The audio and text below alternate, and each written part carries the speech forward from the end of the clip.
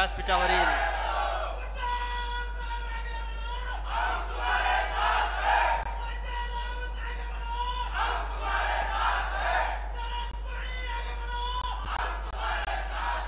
आणि कोण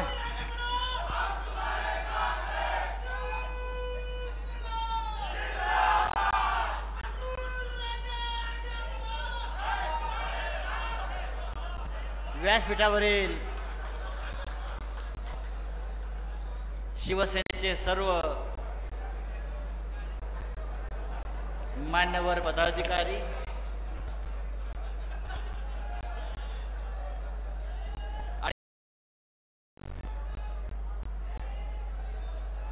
सभागृहात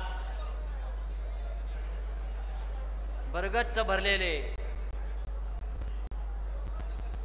म्हणजे मला रसिकांचे सांगत होते की एवढीच गर्दी बाहेर आहे आणि त्यांच्यासाठी स्क्रीनची व्यवस्था केलेली आहे. असे सगळे शिवसैनिक बंधू भगिनी सकाळी नांदेडला होतो, मग लोहा कंधारला गेलो आणि आता संध्याकाळी पोहोचलो. नांदेड पासून ते सोलापूर पर्यंत जागोजाग शिवसैनिकांनी जे स्वागत केलं, जे कार्यक्रम केले, जे मेळावे झाले, ते पाहिल्यावर या भागातल्या आपल्या राजकीय विरोधकांची झोपाच उडाली असेल. आणि मला आमच्या अमर पाटलांचं कौतुक करावं असं वाटतंय.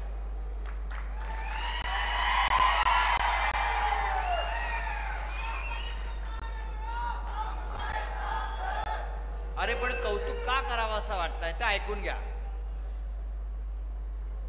अजून निवडणुका जाहीर व्हायच्या,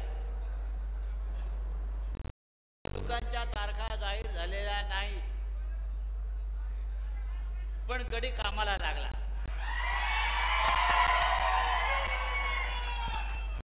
त्या कार्यालयाच्या उद्घाटनाला गेलो, म्हणजे निवडणुकीच्या तारखा जाहीर झाल्या नाही तरी निवडणुकीची तयारी जवळजवळ त्यांनी पूर्ण केली. 251 सोलापूर दक्षिण विधानसभा 251 तयार.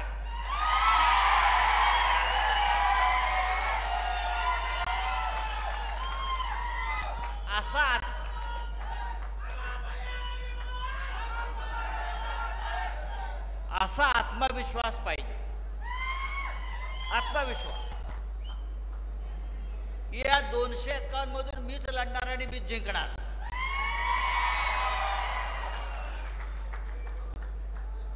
बाळासाहेब ठाकरे नेहमी सांगायचे, जर तुमच्यामध्ये आत्मविश्वास असेल तर जगाच्या पाठीवर तुम्ही कोणत्याही संकटाशी सामना करू शकता. तोच आत्मविश्वास उद्धव ठाकरे साहेबांकडे होता आणि आहे. म्हणून सगळ्या संकटात, वादळामध्ये हातामध्ये नव्यानं मशाल घेऊन शिवसेना त्याच तेजानं आणि प्रकाशानं अशी निघाली. गेल्या 3 वर्षामध्ये उद्धव ठाकरेंवर, शिवसेनेवर एवढे घाव झाले, ते सगळे घाव झेलून हा पठ्ठ्या या महाराष्ट्राचं नेतृत्व करण्यासाठी सज्ज झालेला आहे. हे सोपं नाही. आपल्या डोळ्यासमोर 55 वर्ष सांभाळलेली शिवसेना आणि धनुष्यबाणे चिन्ह जे बाळासाहेब ठाकरेंनी निर्माण केलेली शिवसेना आणि धनुष्यबाण डोळ्यासमोर चोरांनी चोरून नेलं. मोदी त्या चोरांचे सरदार, पण न डगमगता न हारता माननीय उद्धव साहेबांनी पुन्हा एकदा शिवसेना नव्यानं उभी केली. धनुष्यबाण गेला, हाती मशाल घेतली आणि आज संपूर्ण महाराष्ट्र उद्धव ठाकरे यांच्या नेतृत्वाखाली एकवटलेला तुम्हाला दिसतो आहे. हे का झालं? हे झालं याचं कारण इतकंच आहे की जेव्हा पक्ष आमचा चोरून नेला, धनुष्यबाण चोरून नेला, आता शिवसेना संपली, आम्ही सगळे संपलो, उद्धव ठाकरेंचं नेतृत्व संपलं,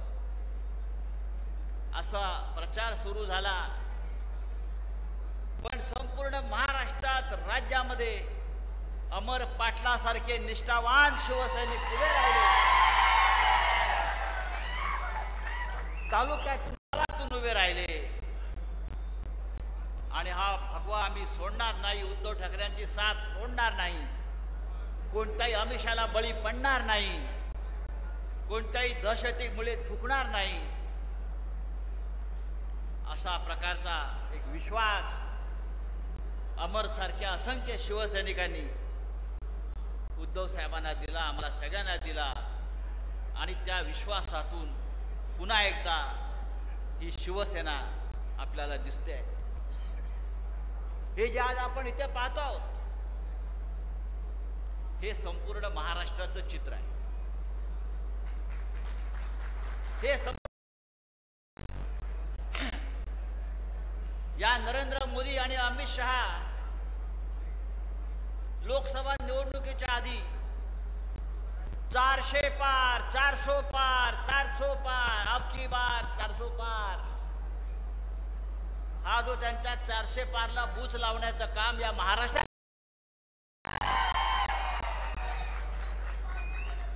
आणि तो बूच हा उद्धव ठाकरेंनी लावला आहे. लक्षात,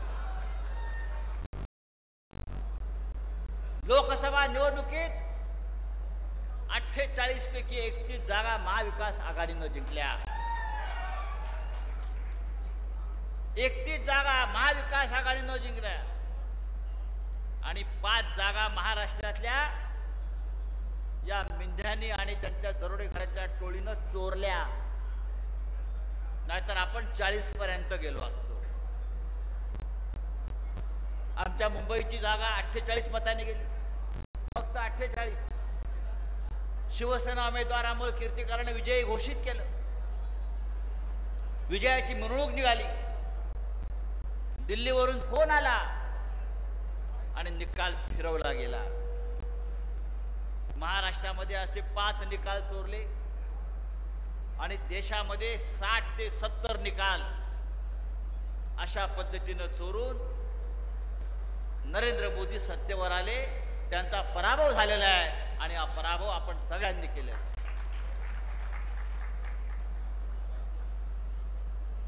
आता महाराष्ट्राची वेळ आहे. विधानसभा येतील, विधानसभा होतील, पण विधानसभेची निवडणूक घ्यायची अद्याप हिंमत हे लोक दाखवत नाहीयेत. तारखा पुढे जात आहेत. महानगरपालिका 14 महानगरपालिका, मुंबईसह 14 महानगरपालिकांच्या निवडणुका ते घेऊ शकत नाहीत, पराभव अटळ आहे. जिल्हा परिषदा निवडणुका होत नाही आहेत.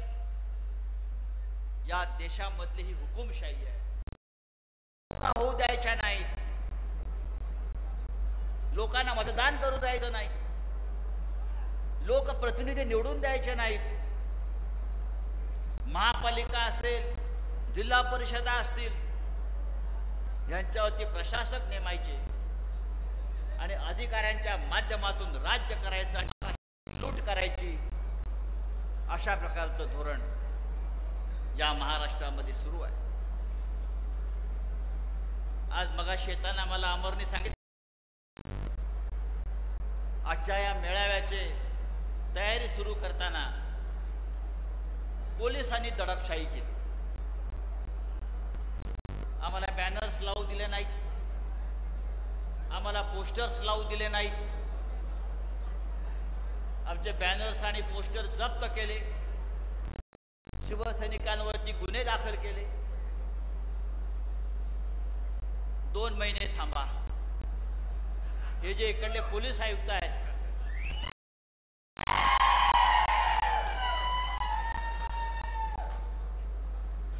जे कोणी असतील, राजकुमार असतील, राजा असतील, बादशाह असतील, एवढी पण मस्ती अधिकाऱ्याने दाखवू नये. सत्ता येते, सत्ता जाते, सरकार बदलत असतात. मोदी आज प्रधानमंत्री दिसत आहेत. ते 2 टेकूंवरती प्रधानमंत्री या चंद्राबाबू नायडू, नितीश कुमार टेकू गेले खाली का मोदी कोसळले. या महाराष्ट्रात सत्ता बदल 100% होणार. तेव्हा हे आमचे बॅनर्स उतरवणारे, पोस्टर्स, आमच्या कार्यकर्त्यांवरती खोटे गुन्हे दाखल करणारे आमच्या दारातून उभे राहणार आहेत. लक्षात घ्या. प्रत्येकाची नोंद ठेवा. हे राज्य छत्रपती शिवाजी महाराजांच्या नावानं चालतं. छत्रपती शिवाजी महाराजांनी आम्हाला जो धर्म शिकवलेला आहे, समान न्यायाचा, त्या तर छत्रपतीने आम्हाला दुसराही मार्ग दाखवलाय, अन्यायाचा कडेलोट करण्याचा, आणि तो आम्ही केल्याशिवाय राहणार नाही.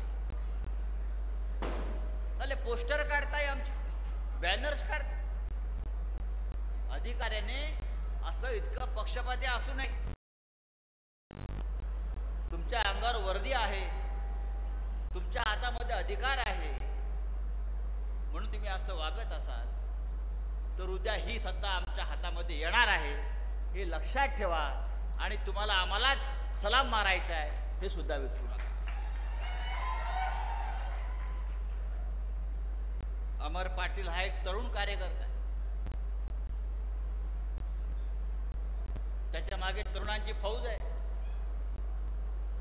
माननीय बाळासाहेब ठाकरेंनी अमर पाटलांसारखे कार्यकर्ते, शिवसैनिक निर्माण केले, आणि ही शिवसेनेची ताकद शेवटपर्यंत राहील. जाते, पण संघटनेची ताकद जी आहे, त्या संघटनेच्या ताकदीला आव्हान देण्याची हिंमत आजपर्यंत या महाराष्ट्रातल्या कोणत्याही सत्तेला जमलेली नाही. छत्रपती शिवाजी महाराजांचा मगाशी उल्लेख झाला. हे राज्य छत्रपती शिवाजी महाराजांचं चालतं, पण या राज्यामध्ये छत्रपती शिवाजी महाराजांचा भव्य पुतळा प्रधानमंत्री मोदीनं उद्घाटन केलं, आणि मोदीची पाठ वळता दिल्लीला वाऱ्याच्या झोकानं पुतळा ध्वस्त झाला. या राज्यासाठी अत्यंत दुर्दैव, कारण शिवाजी महाराजांच्या पुतळ्याची भ्रष्टाचार करणारं सरकार या राज्यामध्ये बसलेलं आहे. ज्या छत्रपतींना आम्ही दैवत मानतो, हिंदवी स्वराज्य रक्षक मानतो, निर्माते मानतो, ज्या छत्रपतींनी आम्हाला प्रेरणा दिली, त्या छत्रपतींचा पुतळा भ्रष्टाचारानं पाडला जात असेल, पडत असेल, तर ह्या लोकांना राज्य करण्याचा, राज्यावर राहायचा अधिकार नाही. 18 कोटी रुपये पुतळ्यासाठी मंजूर झाले, 18 कोटी, आणि 15 लाखाचा पुतळा उभा करून उरलेले 17 मिंदे सरकारनं घशात घातले. छत्रपतींच्या पुतळ्यामध्ये भ्रष्टाचार करणाऱ्यांनी महाराष्ट्राचा स्वाभिमान हा त्या मोदीच्या चरणी घाण टाकला, आणि आणि छत्रपतींना सुद्धा अपमानित केलं. हे राज्य महाराष्ट्रात राहता कामा नये. आपण सगळे इथे बसलेला आहात. बाळासाहेब ठाकरेंनी शिवसेनेची स्थापना केली. त्यांना वेळ जात नव्हता म्हणून केली नाही. बाळासाहेब ठाकरेंचं फार चांगलं चाललं होतं, उत्तम चाललं होतं. पण मराठी माणसावर अन्याय होतोय महाराष्ट्रामध्ये. मराठी माणूस, मराठी शेतकरी यांना न्याय साहेबांनी शिवसेना स्थापन केली. त्याला ताठ मानेने जगायला शिकवलं. मुंबई महाराष्ट्राची राजधानी आहे. त्या राजधानीमध्ये मराठी माणसाचा मान सन्मान राहिला पाहिजे म्हणून संघर्ष आणि आंदोलनं केली. ती शिवसेना या नरेंद्र मोदी आणि अमित शहाना तोडली. आतापर्यंत जे औरंगजेबाला जमलं नाही ते नरेंद्र मोदी आणि अमित शहानी केलं. शिवसेना तोडणं म्हणजे महाराष्ट्राच्या स्वाभिमानावर हल्ला करणं. शिवसेनेवर हल्ला करणं म्हणजे महाराष्ट्राच्या अस्मितेवर हल्ला करणं. कारण जोपर्यंत बाळासाहेब ठाकरेंची शिवसेना खंबीरपणे उभी आहे तोपर्यंत त्यांना महाराष्ट्र लुटता येत नव्हता. आता शिवसेना तोडली आहे तो त्यांना महाराष्ट्र लुटण्याचा परवाना मिळालेला आहे. जर महाराष्ट्र लुटायचा असेल, महाराष्ट्र तोडायचा असेल तर आधी शिवसेना तोडा, शरद पवारांचा पक्ष तोडा आणि आपल्या त्या सत्तेसाठी आपले गुलाम आणि लाचार आणून बसवा. हे त्या गुजराती व्यापार मंडळाचं धोरण आहे. महाराष्ट्रात चालू आहे पूर्णपणे ठेकेदारांचं राज्य. पैसा दे दो और काम कर केलेलो. पण मगाशी मला अमरने कामाची यादी दिली की इतका मोठा हा सोलापूर सारखा भाग आहे. अनेक मोठे मोठे राज्यकर्ते या भागातून महाराष्ट्राच्या मंत्रालयात गेले. पण सोलापूरचे प्रश्न जसेच्या तसे. अमर पाटलांनी जिल्हा परिषदेचे अध्यक्ष म्हणून जे काम करू शकले ते कडल्या आमदार आणि पूर्वीच्या खासदारांना करता आलं नाही. देवानं सांगा. पुण्यासारख्या भागामध्ये 2-2, 3-3 MIDC आहेत. कोकणामध्ये 4-4, 5-5 MIDC आहेत. सोलापूर मतदारसंघामध्ये MIDC नाही. हे जेव्हा मला अमरने आता सांगितलं तेव्हा मला धक्का बसला. MIDC येणं म्हणजे कारखाने आणि उद्योग येणं, आणि उद्योग येणं म्हणजे त्या भागातल्या तरुणांना, बेरोजगारांना नोकऱ्या मिळणं. हे साधं गणित आहे. पण सोलापूरमध्ये उद्योग नाही कारण MIDC नाही. MIDC नाही म्हणून उद्योग नाही. अशा प्रकारची अवस्था या सोलापूर शहरामध्ये. अनेक पाण्याचा प्रश्न आहे, पुलाचा प्रश्न आहे, वीज पुरवठ्याचा प्रश्न आहे, शेतकऱ्यांचा प्रश्न आहे. हे सगळे प्रश्न सोडवायचे असतील तर सगळ्यात आधी या दक्षिण सोलापूरमध्ये आमदार निवडून आला पाहिजे, निवडून दिला पाहिजे आणि आपल्या हक्काचा आमदार निवडून दिला पाहिजे. महाराष्ट्रामध्ये उद्धव ठाकरे नेतृत्वाखाली पुन्हा आपलं सरकार आणलं पाहिजे. महाविकास आघाडीचं सरकार आणलं पाहिजे. त्याशिवाय या महाराष्ट्राला पुन्हा सुखाचे दिवस येणार नाही. काही लाडक्या बहिणी बसलेल्या आहेत. आता अचानक बहिणी सरकारच्या लाडक्या झालेल्या आहेत. कालपर्यंत तुम्ही आमच्या लाडक्या नव्हतात. म्हणजे आम्ही आमच्या बहिणींनी भाऊबीज करतो, रक्षाबंधन करतो, आहेर देतो, काळजी घेतो. पण निवडणुका आल्या आणि एकदम लाडकी बहीण. लाडक्या बहिणीची किंमत काय तर महिन्याला फक्त 1500. काय वाटलं 1500 रुपयात आमच्या लाडक्या बहिणींना फितवू शकतात का? 1500 रुपये घ्यायचे, सरकारचे पैसे आहेत त्यांच्या खिशात, तुमच्या आमच्या करातले पैसे आहेत, आम्ही टॅक्स भरतो. हे मिंदेच्या घरचे पैसे नाहीत, फडणवीसच्या घरचे पैसे नाहीत. अजित पवार उपकार करत नाही. 1500 तुम्हारा कोट हमारा. आणि एक सांगतो, हे 1500 रुपये 2 महिन्याने आमचं सरकार येईल तेव्हा 1500चे आम्ही 3000 करू.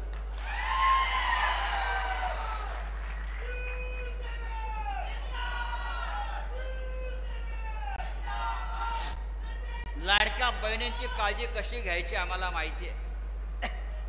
पण लाडके भाऊ सुद्धा आहेत. लाडक्या भावांचा विचार केला पाहिजे. बेरोजगार आहेत, लाडके आईबाप आहेत, लाडका शेतकरी आहे. अरे अख्खा महाराष्ट्र लाडका आहे. हे राज्य आमचं आहे, या राज्यातली जनता आमची आहे. तुम्ही पाहता मला मत कोण देतील, मी मत कशी विकत घेईन. 50-50 कोटीला आमदार विकत घेतले आणि लाडक्या बहिणींना फक्त 1500 रुपये. नरेंद्र मोदी तर 15 लाख रुपये देणार म्हणाले होते प्रत्येकाच्या खात्यात. या 15 लाखाचे 1500 कसे झाले ते त्याला विचारा भाजपवाल्या. यांना 50 कोटी, खासदारांना 100 कोटी आणि बहिणीला 1500 रुपये. हे 2 महिन्याचे खेळ आहेत. या आजपासून 3ऱ्या महिन्यामध्ये या मिंदेचं सरकार महाराष्ट्रात नसेल आणि संपूर्ण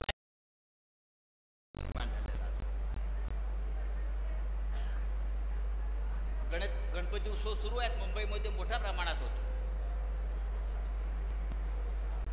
काल नरेंद्र मोदी, आपण चित्र पाहिलं असेल, दिल्लीमध्ये आरती करताना या देशाचे मुख्य न्यायाधीश चंद्रचूड यांच्या घरी पांढरी टोपी घालून गेले आपली मराठी लोकांची. आरती वगैरे केली. देशाचा सरन्यायाधीश हा कधीही आपल्या घरी राजकीय हे त्याला पथ्य पाळावं लागतं. आम्ही जर वेळ मागितली आम्हाला वेळ देणार नाही. मी मुख्यमंत्री असलो तरी मला वेळ देणार नाही. पण काल भारतीय जनता पक्षाचे प्रधानमंत्री नरेंद्र मोदी या देशाच्या मुख्य न्यायाधीशाच्या घरी गेले, त्यांच्याबरोबर उभं राहून आरती केली आणि मग आम्हाला खात्री पटली जे आमचे 40 आमदार फुटून गेलेत ते अपात्र का ठरत नाहीत. कारण या दोघांचं प्रधानमंत्री जे न्यायाधीशांच्या घरी जातो, ज्याच्या समोर आमचा खटला सुरू आहे आणि घटनेनुसार अशा प्रकारची खासगी भेट प्रधानमंत्र्याबरोबर सरन्यायाधीश करू शकत नाही. पण मोदी गेले. सरन्यायाधीशाने बाहेर येऊन झुकून न्यायाधीश झुकतो. आम्हाला न्याय कसा मिळणार. या राज्यामध्ये घटनाबाह्य सरकार, बेकायदेशीर सरकार, 50-50 खोके जाऊन आमदारांना खरेदी करून निर्माण केलेलं सरकार आणि त्याचा खटला न्यायमूर्ती समोर सुरू आहे, मुख्य न्यायाधीशासमोर सुरू आहे आणि 3 वर्ष फक्त तारखा तारखा आणि तारखा. आता त्या तारखा तारखा तारखा मागचं रहस्य काय हे कालच्या आरतीनं आम्हाला समजलं. अख्ख्या देशाने पाहिलं या देशात काय चाललंय. न्याय व्यवस्था स्वतंत्र असायला पाहिजे, निष्पक्ष असायला पाहिजे. न्याय देवतेच्या डोळ्यावर जी पट्टी आहे ती त्यासाठीच आहे. मी सगळ्यांना समान न्याय देईन. माझ्या हातातला जो तराजू आहे सगळ्यांना समान न्याय देण्यासाठी आहे. पण एका तराजूमध्ये मोदी बसलेले आहेत असं काल दिसलं आणि दुसरा तराजू आमचा रिकामा आहे. या देशाची न्याय व्यवस्था विकत गेली, या देशाची संसद विकत गेली, विधानसभा विकत गेली आणि तुम्हाला आम्हाला गुलाम करून टाकलेला. या राज्यातला शेतकरी, महाराष्ट्रातला शेतकरी या सगळ्यात जास्त आत्महत्या करतोय. सोलापुरामध्ये पण आत्महत्याच्या घटना शेतकऱ्यांच्या घडलेल्या आहेत. त्या संदर्भात कोणाला शुद्ध नाही. रोज आत्महत्या करतायत, बेरोजगार तरुण आत्महत्या करतायत आणि नरेंद्र मोदी कुठे आहेत, प्रधानमंत्री कुठे आहेत. तर युक्रेनचं युद्ध थांबवायला गेलेले आहेत. तिकडे युक्रेनचं युद्ध थांबवायला पप्पाने वॉर रुकवा दिया, पप्पाने वॉर रुकवा दिया. अरे युद्ध कसलं थांबवता युक्रेनचं? आपल्या देशामध्ये मणिपूर सारखं राज्य पेटलेलं आहे. गेल्या 2 वर्षापासून या देशातलं एक राज्य मणिपूर हिंसेच्या आग डोंबामध्ये पेटून निघालेलं आहे. तिथे मोदींना जायला वेळ नाही. भर रस्त्यावर तिथे महिलांवर बलात्कार होता. भर रस्त्यावर महिलांना गोळ्या घातल्या जातात आपल्या एका देशातल्या एका राज्यात. ते युद्ध त्यांना थांबवता येत नाही. आणि चला मुरारी हिरो बनने युक्रेन में, ही आमच्या देशाची अवस्था आहे. ही आमच्या राज्याची अवस्था आहे. का नागपूरला काय झालं? भाजपचे नेते पिताश्री चंद्रशेखर बावनकुळे दारूच्या नशेत नागपूरच्या रस्त्यावर त्याची महागडी काय अडी गाडी 10 गाड्या उडवल्या दारूच्या नशेत. 18 लोक गंभीररित्या जखमी आहेत. पोलिसांनी साधा FIR घेतला नाही. पोलिसांनी FIR मध्ये नाव टाकलं नाही. हा कायदा या राज्यात. बदलापूरला काय झालं? 2 चिमुरड्या मुलींवर बलात्कार झाला. जबाबदार कोण? ज्या संस्थेत ही घटना घडली त्या संस्थेच्या चालकावर अद्याप गुन्हा दाखल झाला नाही, कारण तो भाजपचा कार्यकर्ता आहे. आमच्या पोस्टर लावणाऱ्या कार्यकर्त्यांवर गुन्हे दाखल करतात. होर्डिंग लावणाऱ्या कार्यकर्त्यावरती गुन्हे दाखल करतात. पण आमच्या महिला, आमची तरुण मुलं अत्याचाराचे बळी पडत आहेत. त्यांच्या संदर्भात कोणताही गुन्हा दाखल होत नाही. तेव्हा मित्रांनो, नुसतं टाळ्या वाजवून चालणार नाही आणि नुसत्या घोषणा देऊन चालणार नाही. कुठे गेल्या घोषणावाला? आता आपल्याला पुढले 2 महिने संघर्ष करायचा. खरं युद्ध आपल्याला करायचं आहे. आपल्याला राखेतून पुन्हा जन्म घ्यायचा आहे. हे राज्य आपलं आहे, मराठी माणसाचं आहे, महाराष्ट्राचं आहे. हे राज्य आपल्याला आणि गुजराती व्यापाऱ्यांच्या हातात गेलेला हा महाराष्ट्राचा घास पुन्हा आपल्याला महाराष्ट्रामध्ये आणायचा. आज राज्यातली प्रत्येक गोष्ट, उद्योग असेल, व्यापार असेल, ही गुजरातला घेऊन जात आहे. प्रत्येक गोष्ट. परवा तर मला भीती वाटली. मी सांगितलं, मला कोणीतरी म्हणाले आमच्या इथे मुंबईमध्ये प्रसिद्ध गणपती आहे लालबागचा राजा, अख्ख्या देशातून लोक येतात. अमित शहा तिथे आले. मला म्हटले बाबा गृहमंत्री अमित शहा आले लालबागचा राजा. बोलो मला भीती वाटते. लालबागच्या राजाचं वैभव पाहून, त्याच्या डोक्यावरचा सोन्याचा मुकुट पाहून हे लालबागच्या राजालाही गुजरातला घेऊन जातील. भीती वाटते. काही करू शकतात, कारण ह्यांच्या धमन्यामध्ये राष्ट्राचं रक्त नाहीये, देशभक्तीचं रक्त नाहीये, हे व्यापाराचं रक्त आहे. आणि ज्या देशाचा राजा व्यापारी असतो त्या देशाची प्रजा भिकारी असते, हा याची नोंद आहे. आपण सगळे हे राज्य उलथवलं नाही तर भविष्यामध्ये कंगाल आणि भिकारी झाल्याशिवाय राहणार नाही.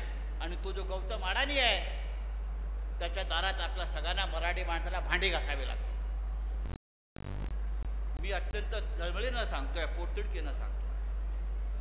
मुंबईसारख्या शहरामध्ये आम्ही पाहतोय ही मुंबई आमच्या हातात राहील की नाही, मराठी माणसाची मला चिंता वाटायला लागली.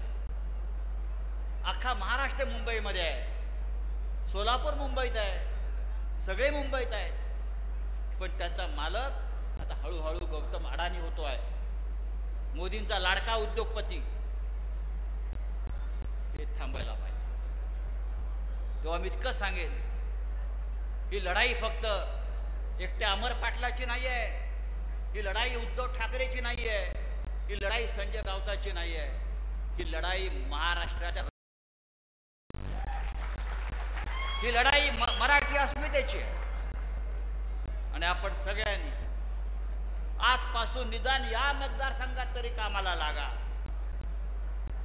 उमेदवार जो असेल तो असणारच आहे तुमच्या मनातला, बरं का? पण मशाल पेटली पाहिजे. ही मशाल या विधानसभेतून, या मतदारसंघातून महाराष्ट्राच्या विधानसभेत जायलाच हवी. हा निश्चय प्रत्येकाने केला पाहिजे आणि कामाला लागलं पाहिजे. इतकं सांगतो आणि तूर्त रजा घेतो. आपण इतक्या मोठ्या संख्येने आलात, मला तर वाटलं अमरच्या विजयाची सभा आहे. जय हिंद, जय महाराष्ट्र.